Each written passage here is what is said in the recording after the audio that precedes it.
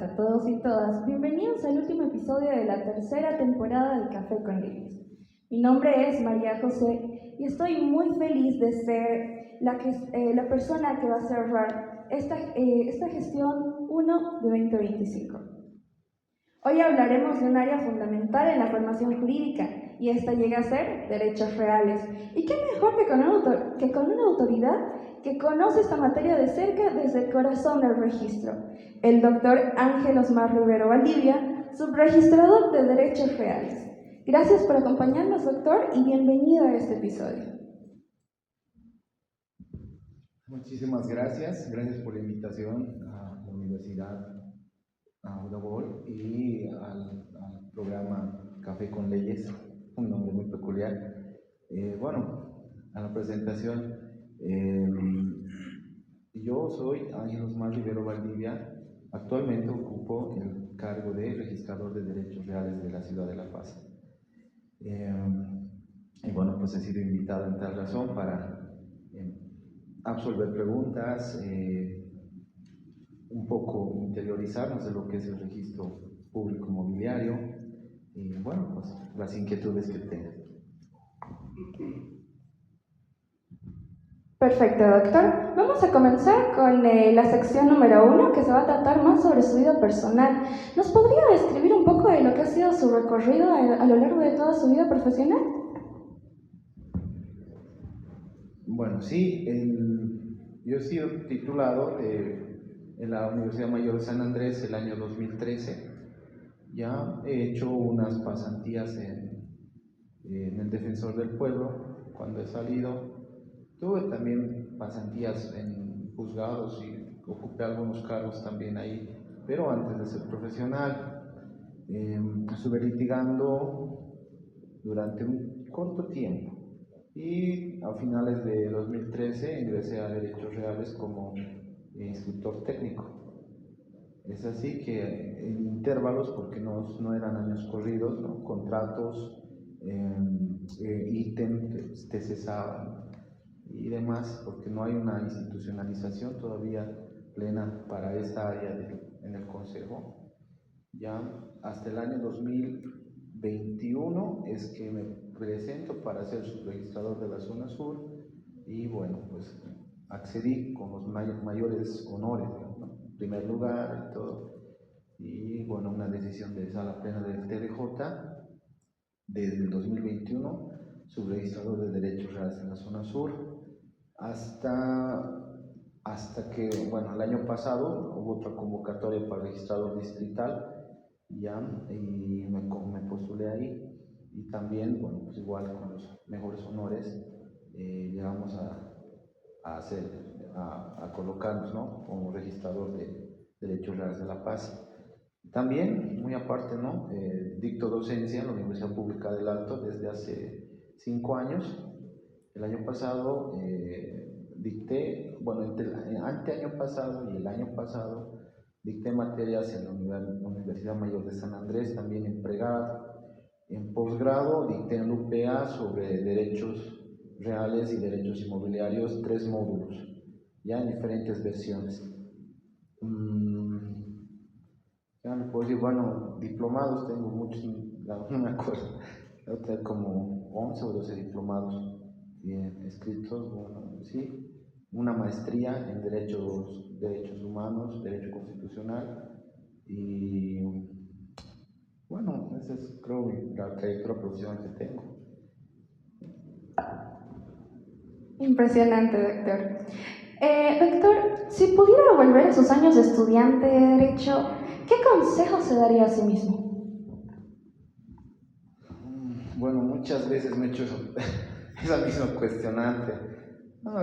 El mayor o el mejor consejo que podría dar es el de aprovechamiento. ¿Cuánto no daría yo por no desperdiciar muchos años que lo he hecho? O sea, hay que ser realistas en ese aspecto. Hay diferentes situaciones, inclusive por negligencia, ¿no? De uno mismo, que no le pone empeño al estudio. Muchas veces la antigüedad pesa en estas situaciones, ¿no? Para postularte, para subir de cargo y demás. Y cuando nosotros desaprovechamos, ¿no? La mayoría de las personas, yo tuve el apoyo de mis padres, gracias a Dios, desaprovechamos estas oportunidades porque pensamos que todo es eterno y bueno, pues hasta que en cierto lugar, ¿no? Te caes de la nube en la que estabas y recién pisas tierra y ya te forjas por ti mismo.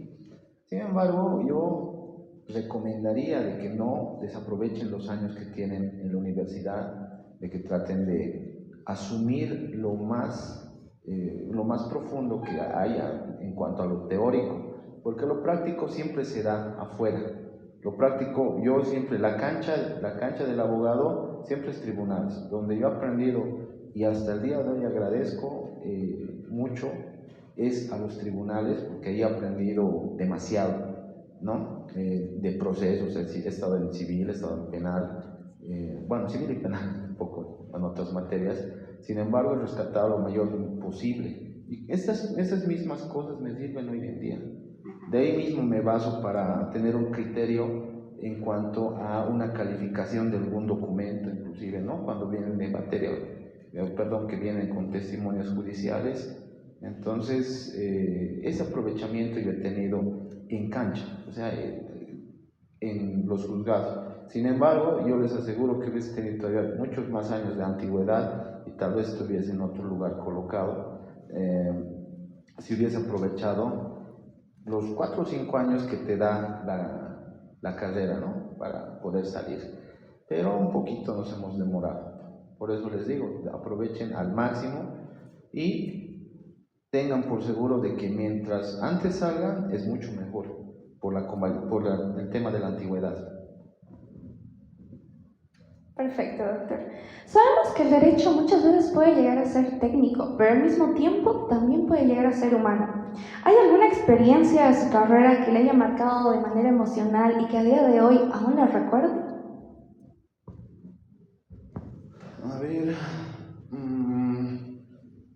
tanto así, digamos, en la práctica que haya tenido, no les podría decir. Si tuve una experiencia muy humana, el consejo de una autoridad que, bueno, hoy está en la gloria de nuestro Señor, el doctor Adán Willy Arias Aguilar, que era mi juez, el último jefe cuando estaba en ese rubro, ¿no?, de juzgados.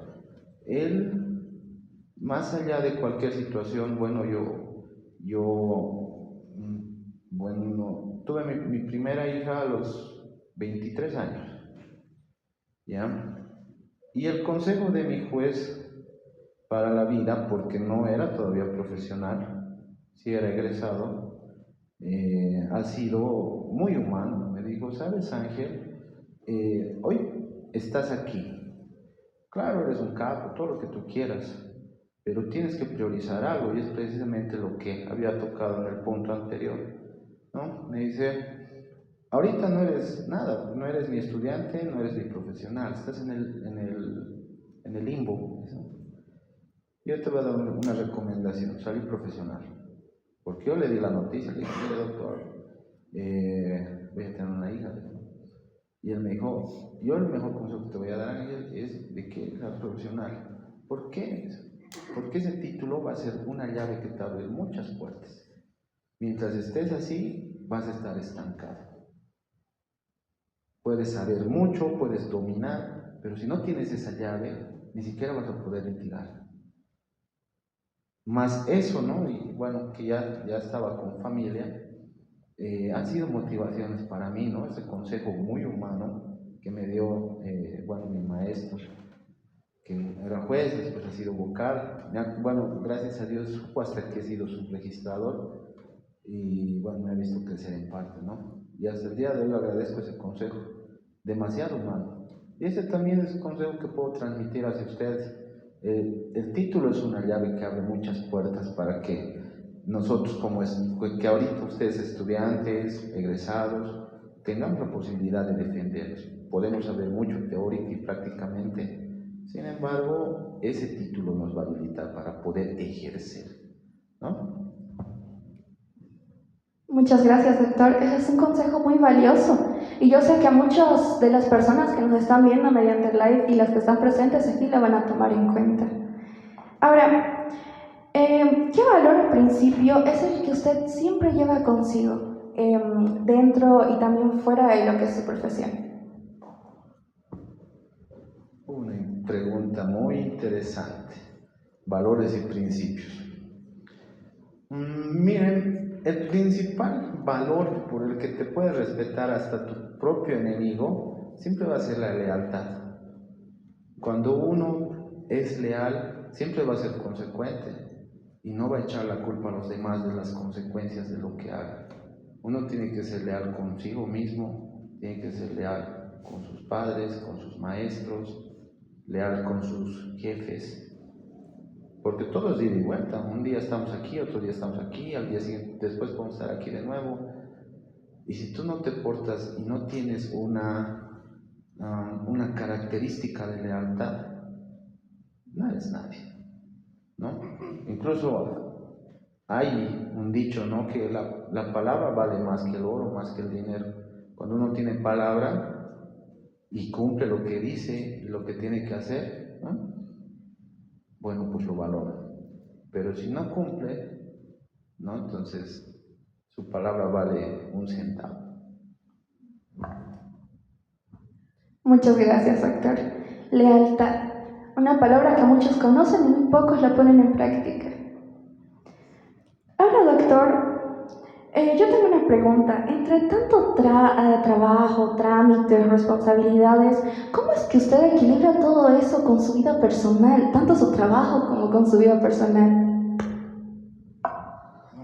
Bueno, hay un papel fundamental, ¿no? Del esposo. El esposo, no le digo, no, mi esposa no es que se ama de casa y me apoye en ese sentido, ¿no? También trabaja. Sin embargo, el trabajo de la pareja es muy fundamental cuando tienes este tipo de actividades que son demasiado extremas. Porque, quiero o no, yo, bueno, llego a veces tarde o llevamos con mi esposa tarde, ¿no? Y a veces vemos a los chicos durmiendo y en la mañana, ¿no? Para hacerles desayunar, alistarles, mandarles al colegio. Y entre eso, la vida social también con los amigos, alguna reunión, alguna parrillada, qué sé yo, es un poco complicado, ¿no? Yo sí agradezco a Dios que creo que a mí me habilita como 36 horas al día para que pueda acabar con todo lo que tengo que hacer, ¿sí? Porque a veces se me acorta el tiempo entre revisar, atender al público que vienen, ¿no? A mi oficina, qué sé yo, resolver cosas que el consejo nos manda. Claro, obviamente temas que son netamente institucionales, llegar a la casa, familia. A veces uno está cansado, agotado, pero tiene que sacar fallos, ¿no? Porque uno tiene que poner el ejemplo a los hijos, ¿no? Yo soy un tanto, ¿no? Ya estoy cansado, puedo estar cansado, pero dedicamos espacio y tiempo de calidad con la familia, ¿no? Con la esposa, y trato de terminar todo lo humanamente posible hasta los días viernes, cosa de que el fin de semana tenga libre y pueda estar o compartir con mis hijos, con mi esposa o con mis padres también, o con mis hermanos. No hay que olvidarse del otro lado también, ¿no? Compartir el mayor tiempo posible sin tener que pensar en mi trabajo. Y tampoco mezclo yo el tema de trabajo con familia ni familia con trabajo. O sea, puedo tener el peor día del mundo, pero para mi casa tengo que estar pues como tiene que ser, o a veces para reprender o a veces para jugar, ¿no? Y viceversa. Puedo tener también algún problema en la casa que nunca falta, los hogares no son perfectos, ¿no? Y no puedo llevar y transmitir mis cosas al trabajo, eso sería lo más detestable y reprochable. Claro, doctor. Yo siento que es algo muy lindo poder crear memorias, recuerdos valiosos que muchas veces los hijos, yo como hija lo digo, lo llevamos en el corazón y lo recordamos con mucho cariño. Ahora, para poder cerrar esta sección tan valiosa, ¿me podría decir qué es para usted la justicia? la justicia, un término que no estamos aplicando en todos los ámbitos hoy por hoy. Coyunturalmente se están viendo muchas cosas de las que no debería ser, ¿no? Justicia es dar a alguien lo que se merece, ¿no? Si has cometido un error, bueno, pues tienes que pagar una sanción.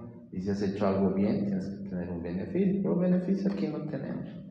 En el país muy particularmente no se reconoce mucho, digamos, o tal vez no se valora el trabajo que las personas realizan. Y no lo digo por los aparatos controladores, ¿no? Los que nos fiscalizan. Muchas veces lo digo incluso por la misma sociedad.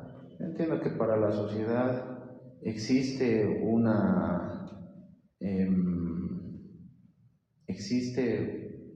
una importancia radical, ya puede ser en su causa, ya puede ser en su trámite, ¿no? Pero ellos lo ven con tanta importancia que piensan que el que lo va a administrar, el que lo va a juzgar, tiene que verlo de la misma manera y tiene que darle toda la prioridad posible. Y eso obviamente está bien, porque es su caso propio. Pero cuando nosotros nos sentamos en una silla, ya sea como administradores de justicia o administradores de trámites, bueno, pues nos sentamos a ver todo en general, sin tener, digamos, una prioridad o preferencia por alguna situación. Claro, evidentemente existen sectores vulnerables, ¿no? Mucho se habla hoy día de la justicia con perspectivas de género, ¿no? Que no tiene nada que ver, digamos, con el tema de identidad de género, ¿no? Sino más que todo por sectores vulnerables en la sociedad. Entonces, esta situación para nosotros, digamos, independientemente de que nos digan tienes que tener preferencia porque es mi caso, yo sé, todas las personas están interesadas en su caso, tenemos que ser empáticos, y decir, bueno, pues así como vamos a resolver los casos que están anteriores, que sean complejos, sean fáciles, los vamos a resolver también los de usted. Ahora, obviamente, en esta situación existe pues el tema de que, bueno, hay canales que no te conducen a lo correcto, ¿no? Eso es lo que se quiere evitar. Evitamos eso para que, bueno, pues de alguna manera cambie la perspectiva de justicia en Bolivia, cambie el tema de cómo nos miran, ¿no? La sociedad, cómo miran a la administración de justicia, cómo miran a las instituciones estatales. La burocracia es un tema netamente aberrante para nosotros, ¿no? En otros estados están con el tema global de la digitalización y ya no hay papel, chao, ¿no? Nosotros seguimos manejando eso y bueno, hay instituciones que no tienen cruces de información. Esta institución a la que represento hoy no tiene cruces de información con otras instituciones, ¿no? Como puedes decir el CEGIP, CERESI y demás, de que se ha trabajado o se está trabajando en ciertos campos para realizar, digamos, un cruce de información, si lo está haciendo, pero todavía no nos ha llegado, ¿no? Entonces ahí tenemos demora entre revisar papeles más que todo. Y obviamente, digamos, en cruce de información hay mayor certeza de lo que te están presentando, ¿no? Entonces, en ese sentido, yo más bien lo daría como equidad, ¿no? La equidad es un poco más equilibrado, o bueno, es más equilibrado que la justicia, ¿ya?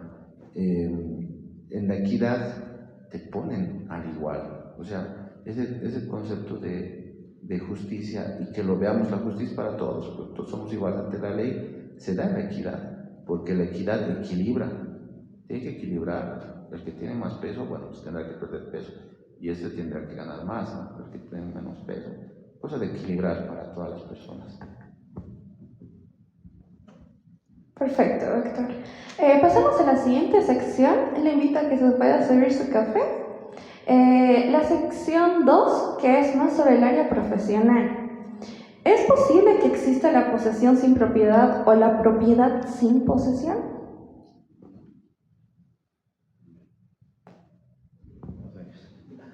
Bueno, es posible que exista la propiedad sin posesión y la posesión sin propiedad.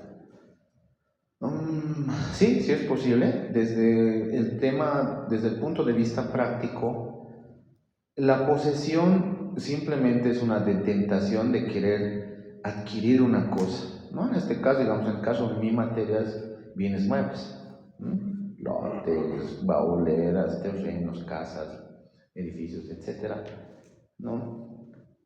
Se puede tener una posesión que te brinda tres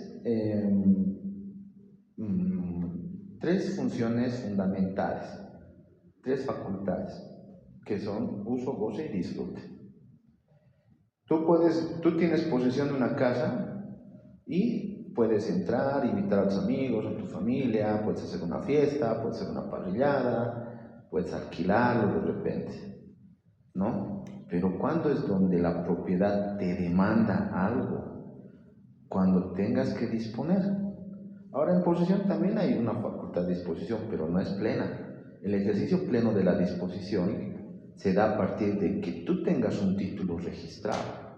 Claro, si bien la propiedad nace desde el momento de la suscripción del documento, pero el ejercicio pleno de tu derecho va a ser cuando ya esté publicitado en derechos reales, cuando ya tengas tu folio en la mano. A partir de ahí ya se hace oponible ante terceras personas, ¿ya? Entonces, recién, esa es la importancia en la que radica. Si usted va al banco, antes, ¿no? Hace unos 20 años, te decían, ya traigan sus papeles y lo custodiaban hasta que terminen de pagar. Pero los mismos bancos se han dado cuenta, y ese es el claro ejemplo. Y han dicho, hoy por hoy, no, ahora te vamos a pedir información rápida o folio real actualizado, trae. Si no, no te podemos prestar, ¿no? ¿Por qué? Porque el banco quiere asegurarse de que el bien es tuyo, ¿no? Y para poderte prestar, para hacer ese acto de disposición, prestarse es acto de disposición, porque estás disponiendo de tu bien inmueble. Para hacer ese acto, el banco te dice, y tiene que estar seguro de que el inmueble es tuyo, ¿no? En ese aspecto, sí se puede dar la posesión, o sea, como les digo, ¿no? La posesión sin propiedad. Puedes usar, gozar, disfrutar del bien sin tener un título, pero siempre va a llegar un momento. ¿Qué tal si los ascendientes mueren? Los ascendientes fallecen y nunca han registrado su derecho propietario. Los hijos bien, viven todo lo que quieran, ¿no? Pero algún momento, pues tal vez entre hermanos dirán, ya, bueno, no todos los hermanos, bueno, no todas las realidades, todos los hermanos viven felices en una misma casa. Tienen sus familias y ahí se rompió la armonía, ¿no? Entonces dirán, ya nos dividiremos, venderemos la casa. Y para eso, pues obviamente tienen que tener un derecho de propiedad. Y ahí se les va a demandar derecho de propiedad a ellos. Y ellos van a tener que regularizar, sanear y demás, ¿no? Entonces, por ese lado es que puede haber. Ahora, propiedad sin posesión también la puede haber ya dentro del marco práctico. ¿En qué sentido? Muchas veces estas personas que van captando terrenos y demás, que se van haciendo de papeles, formando papeles y formando también procesos judiciales con esos papeles, adquieren un derecho propietario de un lugar, de un predio del que no tienen posesión. Claro, tienen el folio, todo, pero no tienen posesión. Entonces sí existe esa posibilidad. Van y le detentan, ¿no? O también las otras personas, ahí también hay eso. Hace todos los papeles, las gestiones, las personas que viven en el extranjero. Un caso que recientemente se ha resuelto también en mi oficina, que hacen todo ese trámite en el extranjero, ya, pero no tienen posesión del inmueble, simplemente lo han dado en alquiler y están viviendo. Entonces hay esas posibilidades, tanto legalmente como, digamos, que sea en lo práctico, como en el primer caso, ¿no? Pero existen las dos posibilidades de que haya tanto posesión sin propiedad, porque la propiedad solamente es a partir de tu título, y propiedad sin posesión, que todavía no lo estén, no tengas esas facultades plenas sobre el inmueble, o sea, que no lo poseas, ¿no? Perfecto, doctor, gracias por la aclaración. En derechos reales, derechos reales tiene la competencia de observar y devolver sentencias o resoluciones judiciales. A ver, derechos reales no tienen la facultad de devolver y observar. En la práctica sí se llama observación, eh, pero en lo legal, el Decreto Supremo 27957, que es nuestro denominativo manual, por decirlo así, de registro, ¿ya? Se representan las órdenes judiciales. Ya ese término representación está contenido en el artículo 33 del Decreto Supremo, ya por el cual cuando existe, no todas las resoluciones, ojo, ¿no? Ese también es un tema de fundar criterios unificados con el TDJ, ¿no? Que muchos jueces no es que desconocen la norma, conocen, pero el tema es de que a veces hay que saberlas dirigir, adecuar, ¿sí? Eh, los jueces, las autoridades jurisdiccionales, emiten algunas veces órdenes que se ejecutorían, ¿ya? Y cuando están en esa ejecución, recién se dan cuenta de datos, no el juez, ¿no? Sino la persona, de datos que no han puesto en conocimiento al juzgado. Uno de esos casos les podría decir que, digamos, demanden un documento que se anule porque sea falso, porque tenga faltas de voluntad en el objeto, no sé, en la forma, en la causa, etcétera. Ya. Y esta persona a la que le han demandado ya había vendido el bien inmueble, pero al juez no le han puesto en conocimiento. Entonces, llegan a una sentencia, lo ejecutorían sin el conocimiento de esta última persona, ¿no? Porque un proceso no es que se lleva 2 meses, 3 meses. Esos procesos ordinarios duran años, muchas veces décadas, ¿sí? Entonces, cuando llegan a derechos reales, que fulano, el A le ha demandado al B por nulidad del documento número tantos, ya, sin embargo, no le han puesto en conocimiento a esta persona que C, y esta persona en total indefensión, y de repente de buena fe, y digo de buena fe porque a veces arman, ¿no? Empantanan más. Saben que tienes demanda, empantanaremos, ¿no? A veces, y a veces no, a veces son de buena fe. Pero nosotros no estamos para dilucidar la buena fe, la mala fe de los registros. Sencillamente a nosotros nos han dado la función de registro, ¿sí? Entonces, ahí surge el problema de la representación a órdenes judiciales, citado en el artículo 33, ¿no? Cuando existe alguna confusión, oscuridad, que no determine sobre los datos que están en el inmueble, ¿no? Por eso les digo, ha cambiado la titularidad de la persona, no corresponde registrar, porque a esta persona le vamos a vulnerar su derecho de propiedad. Y esa persona puede ser causal incluso de una acción de amparo, ¿no? Por haber dado ese registro. O sea, por decir, sí, bueno, ya lo ha demandado, lo retrotraeremos nomás, ¿no? Entonces hay situaciones así que son ambiguas, en las cuales nosotros, digamos, tenemos la obligación de representar, pero poniendo en conocimiento a la autoridad jurisdiccional. No es que nosotros agarramos, lo representamos y chao, no, sino que se representa en conocimiento de la autoridad jurisdiccional para que la autoridad prevea esta situación. Tal vez nos combinará, tal vez subsanará, ¿no? Pedirá que se notifique, no sé, de acuerdo al procedimiento que estén llevando. Perfecto, doctor, muchas gracias. A partir de su trayectoria en la institución, ¿tiene alguna recomendación para seguir mejorando el servicio que brinda derechos reales a la ciudadanía? El mejor servicio que podemos dar ni siquiera yo les puedo decir como registrador ni como subregistrador, inclusive los técnicos con los que trabajamos las oficinas, el mejor servicio que puedes dar a la sociedad, que realmente va a cambiar y va a revolucionar la imagen que tienen de todas las oficinas de derechos reales, es el carácter informativo.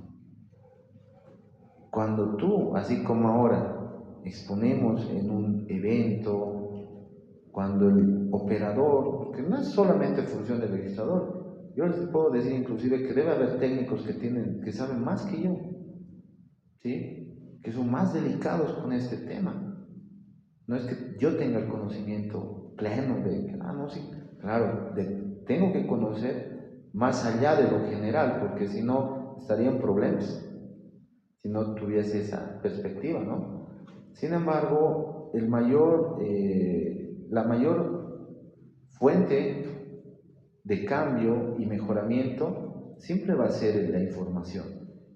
A las personas que no saben, a nuestros abuelos, nuestros papás, que nunca han registrado su testimonio, que han pensado que tener ese testimonio es tener tu derecho propietario, a esas personas, si en su momento hubiese habido foros, hubiese habido, qué sé yo, seminarios, talleres, o como acá, ¿no? Que vamos a difundir en medios parte de lo que es la información y la importancia del registro, no tuviesen que estar saneando ahora, ¿no? Los hijos, los nietos, los bisnietos están subsanando ese tema, ¿no? Imagínense de generaciones. Entonces es muy importante la información que se le da y obviamente información correcta y con conocimiento, porque ahí donde des cualquier información le va a hacer meter la pata a la gente, ¿no? Pero sí, digamos, desde todos los puntos de vista, creo que es tiempo de que nosotros tengamos, digamos, ese interés, ¿no? O de coordinación de repente con el Consejo. Hay algunas propuestas, ¿no?, que se están analizando para que haya, ¿no?, carácter informativo móvil, por decirlo. Por eso yo nunca me niego, digamos, un tema que me dicen es informativo, de seminario, bueno, no lo hago con el tema de interés, me van a pagar, no, eso es lo de menos.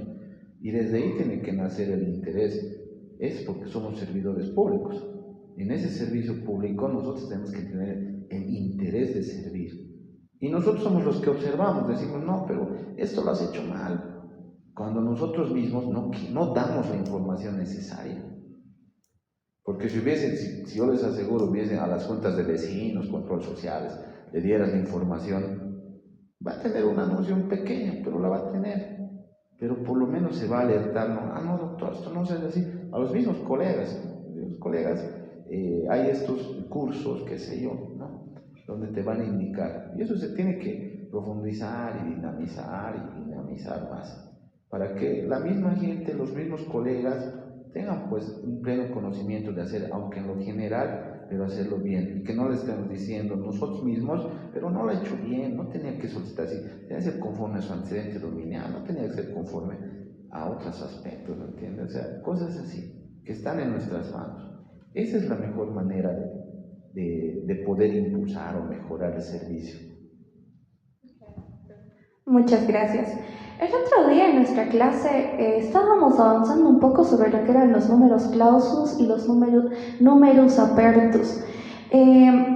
Muchos de mis compañeros se acercaron a mi persona para preguntarme, Mari, ¿tú entendiste? Yo estoy un poco confundida sobre cómo es que también los números clausus se aplican en lo que son los derechos reales, cómo se aplica esto en la legislación boliviana. Yo les decía, el día viernes tendremos un podcast y ¿quién mejor que el doctor para poder explicarnos esto? Bueno, esto es nominativo, ¿no? En cuanto a la realización de los números apertus, números clausus,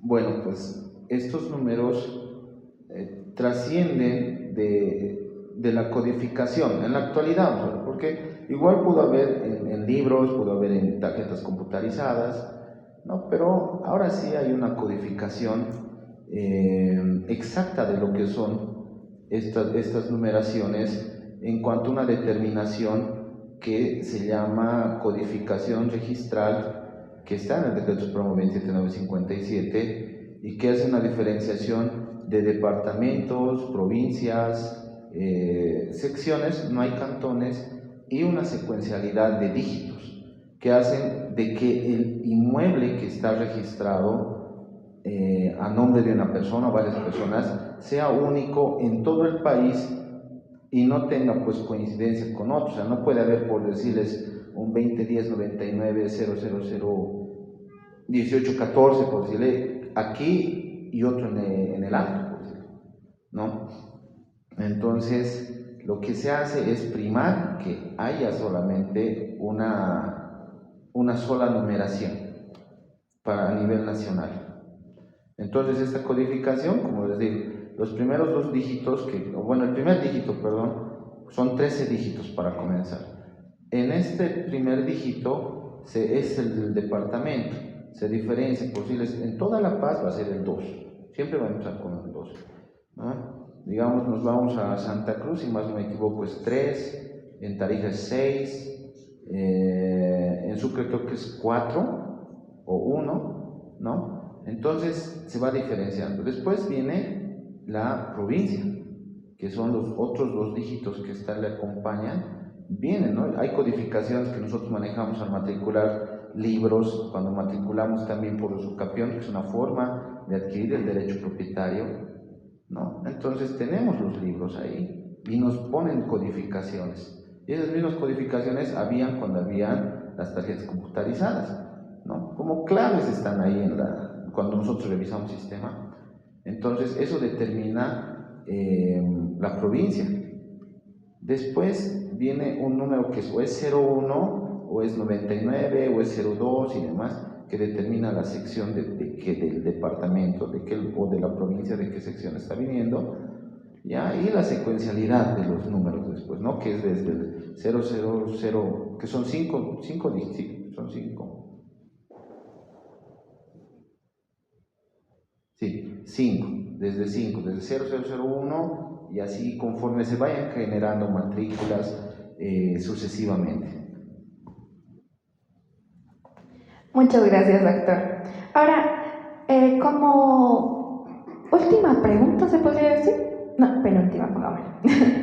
¿Qué tipo de orientación brinda actualmente las oficinas de derechos reales a los ciudadanos que deben realizar trámites, en particular a personas adultas mayores o con discapacidades como ser la discapacidad visual, auditiva o hasta de movilidad reducida? Bueno, como les había comentado antes, ¿no? Hoy por hoy se está manejando mucho de los derechos con perspectivas de género, y en estos derechos, obviamente, no es que confundir, ¿no? O sea, no es un tema ¿cómo le digo? No es un tema de confundir, porque unas veces escuché, ¿no?, perspectivas de género que tienen que ver con los otros géneros, ¿no?, que, bueno, se van acoplando. Pero esto tiene que ver con sectores vulnerables, como decía, ¿no?, María José, ¿no?, que existen ciertos sectores vulnerables, no solo, digamos, en derechos reales, puede existir también en tribunales, más que todo, digamos, creo en penal se ve eso, se ve en familia, los jueces de la niñez y adolescencia, de familia, de penal, ven ese tipo de situaciones de sectores vulnerables. ¿Qué puedes hacer con sectores vulnerables que son, digamos, los que están jugándose derechos de menores de edad, derechos de adultos mayores, ¿no? Se tiene que primar, pues, obviamente, con el privilegio no de atención, no puedes decir, sí, vamos a atender a todos, ¿no? Claro, existen ventanillas que son especiales para personas de la tercera edad, ¿no?, en todas las oficinas, y creo que todo a nivel institucional y a nivel de instituciones en su conjunto tiene que existir. Sin embargo, en carácter informativo, bueno, en mí siempre va a primar la paciencia, ¿no? Ahí tengo un amigo ex periodista, muy mayorcito, que, bueno, pues hay que explicarle con churros. Obviamente el hombre entiende, no les digo no entiende, el hombre es académico inclusive, ¿no? Pero cuando le estás hablando de una materia en la que él no tiene, digamos, el conocimiento pleno, yo puedo hablar con otro que sabe derechos reales, que sabe derecho civil, bien, nos vamos a entender, pero a ver, mi fuerte no es derecho laboral, entonces yo ahí me tengo que achicar, ¿no es cierto? Pero también tiene que haber empatía de la otra persona que habla conmigo, y a eso es a lo que me voy. ¿no? Entonces tenemos que ser más empáticos. Yo no puedo decir al Señor, no le puedo decir, no, que usted no entiende, que a veces no, hay que tratar de profundizar o poner ese poquito, digamos, de paciencia para que la persona por lo menos tenga una idea, una noción de lo que va a hacer, o de lo que va a pedir, o de lo que va a ir a conseguir alguna otra institución, ¿no? Que a veces son documentos nomás que pueden resolver. Yo les digo la experiencia, desde hace muchos años, observaciones que hasta procesos judiciales que pedían se resolvían con un solo certificado de matrimonio y uno de defunción que determinaba ciertos aspectos gananciales, qué sé yo, y no tenías que recurrir a hacer un proceso. Es cosa de entender. Hay esto, ten un poco de paciencia, saber explicar. Por eso les digo, ¿no? Cuando tienes un tema en la cabeza, hay que aprenderlo bien. Muchas instituciones públicas se quejan. ¿De qué se quejan? Dicen, no, es que pucha, me tienen que estar con su cara. Bueno, si está con su cara, yo asumo de que esta persona que trabaja en esa institución y que atiende así con su cara, como dicen, es porque no conoce. ¿De qué otra manera más de qué otra manera más uno podría, digamos, responder a la gente, responder al público de mala manera? Porque no conoce. Cuando sabes de lo que estás hablando, le vas a hacer entender de la forma A, de la forma B, de la forma C a la persona. Pero si no sabes, ¿por qué me está observando? Si tú le dices, es que está implícito, es que mire, el artículo tal de esta norma lo dice, obviamente no, le estás diciendo, y si lo va a ver, sí tienes razón, pero si lo observas por observar, y es más, te alteras con la persona, no sabes, no tienes el pleno conocimiento. Yo lo asumo de esa manera, y eso no pasa solo en derechos reales, pasa en otras instituciones. Por eso, prima, por lo menos en mi oficina, el tema de capacitar y conducir al personal nuevo más que todo, ¿no? El tema de la empatía, porque no solamente es hablar lo técnico, yo puedo hablar lo técnico toda la tarde. El doctor Marco Ortuste, que es el subregistrado, puede hablar toda la tarde. Los técnicos que tienen experiencia pueden hacer lo propio. Pero tenemos que tener un valor también humano, ¿no? Un valor empático. A ellos les digo, no, a mis funcionarios, imagínense que lo estás atendiendo a tu papá, a tu mamá, a tu hijo, a tu hija, a tu hermano, a tu hermano. ¿Te gustaría que les traten mal? No creo. ¿A quién le va a gustar? No, si a mi mamá nadie le trata mal, no. A nadie. Entonces tenemos que, muy aparte de todo lo técnico que podamos hablar, tiene que haber un lado humano de charla, ¿no? Y ese valor tiene que ir mucho, va de la mano de la empatía. Cuando eres empático con la gente que está en tu delante, obviamente vas a entender, ¿no? Mucho más, digamos, ¿no? Si es un sector vulnerable, si es una persona mayor que ha tenido qué sé yo, o sea, ha tenido el valor de ir hasta tu oficina por una respuesta que tal vez ni su abogado le puede dar. Hay que tratarlo, hay que atenderlo, hay que darle una solución, decir, muy bien, señor, esta es la guía que le puedo dar para que usted hable a su abogado. Muchas veces yo les digo, pase con su abogado, yo le voy a explicarle. Si tiene que hacer un proceso, ahora si no tiene que hacer un proceso, adelante esto, ingréselo por ventana, no, pero me van a rechazar. Si le rechazan, dígame o hágame saber, nada más. ¿Por qué? Porque no podemos decir, pues, o sea, si yo lo estoy viendo el documento, si yo ya lo he revisado y le digo, solamente falta esto, no tiene por qué pues, el de abajo observarle, ¿no? Y si no, pues jalón de orejas, ¿no? Pero esa es la manera, digamos, informativa que nosotros tenemos de ayudar a nuestros adultos mayores, más que todo con información. Porque el tema de, digamos, les puedo decir, ¿no? De que un documento muchas veces necesitan por premura, obviamente, ¿no? A veces vienen, tengo que viajar con su pasaje, está dentro de los plazos, se los reviso. O sea, claro, pues tengo la capacidad de revisar, digamos, un documento que es sencillo en 2 minutos, 1 minuto, pero el tema es, pues, a veces los complejos, eso me quita mucho tiempo, ¿no? Y si un documento que está bien, que es sencillo, se puede liberar, se libera. ¿Por qué no ayudar a la gente? Cuando había el tiempo de COVID, me acuerdo, pucha, la mayoría de las personas vendían sus inmuebles solo por salud, porque su familiar estaba en el hospital. No le podía decir, no, no lo puedes vender porque no le iba a desembolsar el banco, o no le iba a dar, ¿qué se llama? No le iba a pagar a la persona, ¿qué se llama? El comprador, o el vendedor, perdón. Entonces, había la manera, ¿no? Entonces digo, empatía, solidaridad, siempre hay que haber, siempre tenemos que tener. Muchas gracias, doctor. Hace un momento le decía que era la penúltima pregunta porque acabo de ver que, bueno, vi en TikTok, en la transmisión que se está haciendo en vivo, que le hicieron una pregunta. ¿Qué ocurre con los derechos reales sobre un bien cuando éste se destruye total o parcialmente?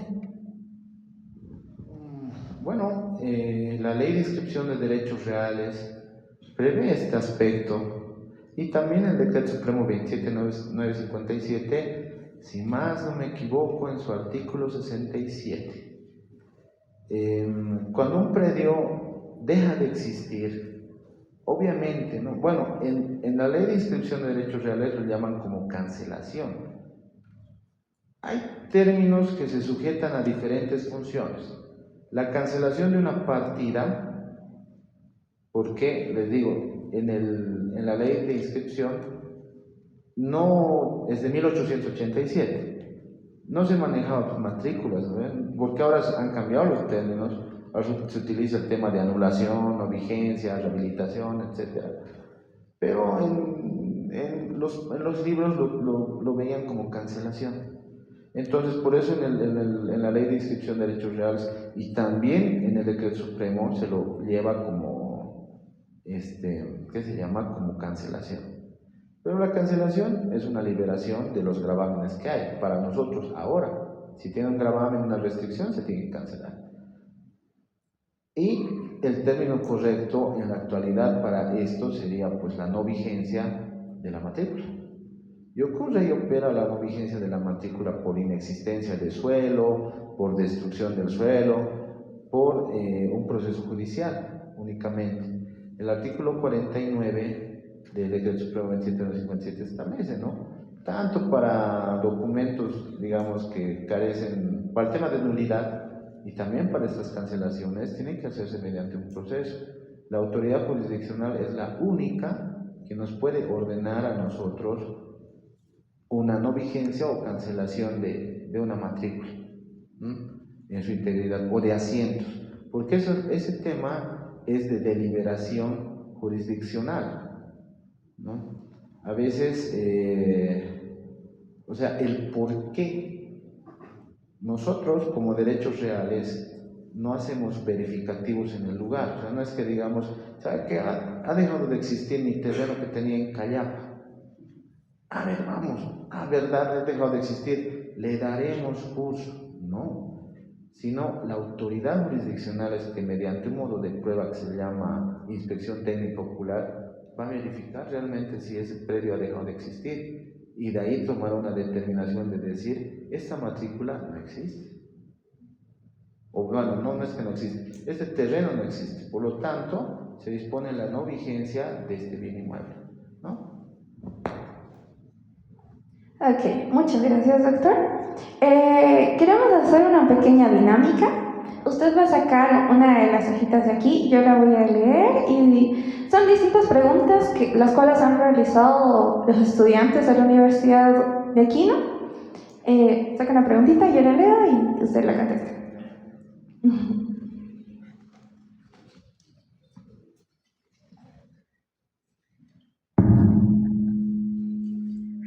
¿Una servidumbre debe ser registrado en derechos reales?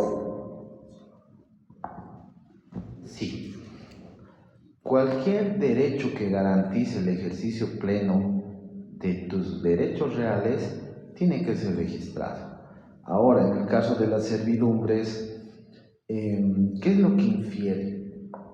Antiguamente, ya las servidumbres que se registraban tanto en libros, en WAN, y que también han sido trasladadas a folio real actual, determinan un derecho de acceso, ¿sí? Un derecho de acceso sobre una propiedad que no es tuya. Cuando pasamos, digamos, imaginamos, ¿no?, esos predios enclaustrados en la Buenos Aires, hay muchos, por San Pedro también, que no están determinados con vista a la avenida, o sea, que no tienes un acceso y necesariamente necesitas un permiso de la persona. Entonces, ¿qué es lo que hacían? Lo hacían voluntariamente, ¿no? Constituyen un servidumbre de paso.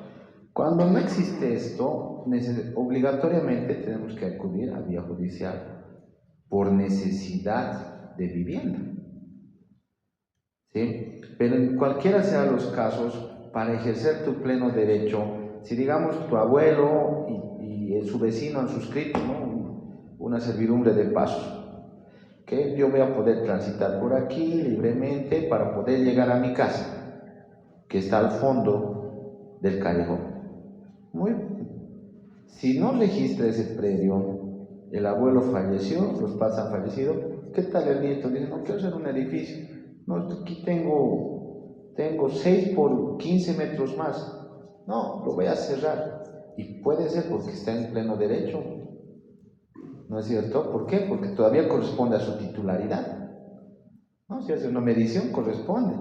¿Qué es lo que va a pasar? Le van a cerrar el paso a esa persona, a la del fondo. Bueno, no sé, buscate otro medio de entrar. Pero si esta persona hubiese registrado su derecho de servidumbre de paso, no hubiese tenido ese problema, porque tenemos aquí pues una servidumbre, o sea, incluso para vender. Me estás vendiendo 200 metros, pero con esta servidumbre, bueno, este callejoncito son 220, digamos, ¿no? Y eso está en el folio. Allá sobre esos los 220 yo voy a hacer construir, pero vender. Pero si hubiese tenido el registro de paso de servidumbre, ese comprador hubiese tenido esa información y hubiese dicho, no voy a poder porque, bueno, tengo menos 20 metros que son pasos de servidumbre y tienen que respetar, porque son acuerdos de partes, si es judicial también, ¿no? Entonces, de esa manera es que sí. Y bueno, no solamente en el paso de servidumbre, para hacer efectivo el ejercicio pleno de los derechos reales, tienen que ser registrados. Gracias, doctor. ¿Un papelito más?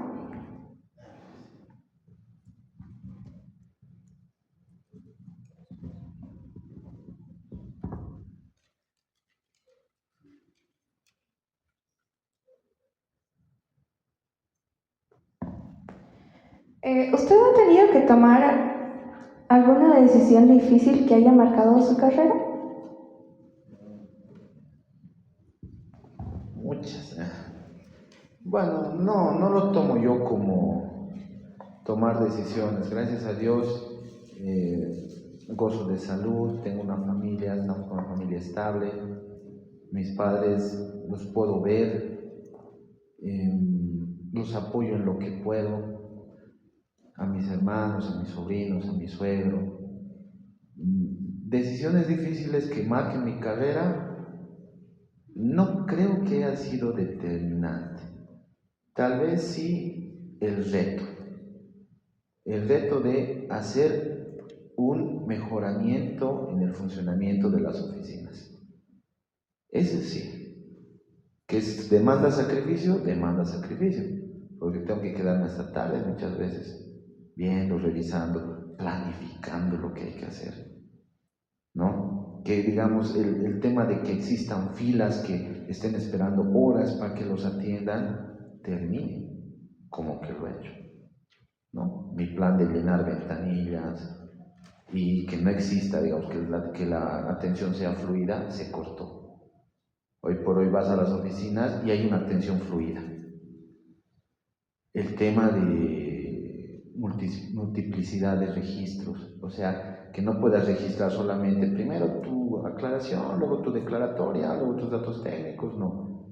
Y estoy trabajando en un proyecto para que incluso existan matriculaciones más que se puedan hacer con los servicios rápidos.